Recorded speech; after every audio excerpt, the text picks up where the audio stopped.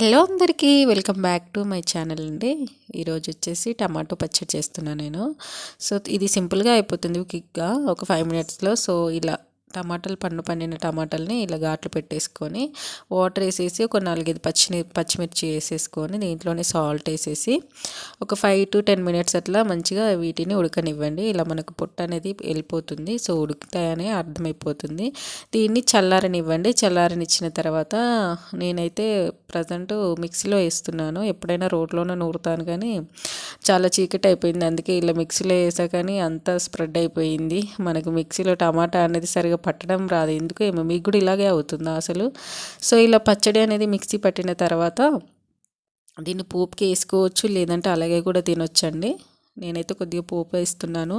ఇది మనకు ఫీవర్ వచ్చినప్పుడు, జలుబు బాగా ఉన్నప్పుడు చాలా బాగుంటుందండి. నోరుకి ఏం టేస్ట్ అనిపించినప్పుడు ఇది టేస్ట్ మాత్రం చాలా అంటే చాలా బాగుంటుంది.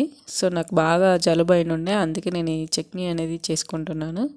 సో చాలా అంటే చాలా బాగుంటుంది. ఇలా మళ్ళీ పోపుకి వేసుకున్న తర్వాత ఒకసారి ఇలా కలుపుకొని ఒక 2 మినిట్స్ అట్లా ఉంచేసి స్టవ్ అనేది ఆఫ్ చేసుకోండి.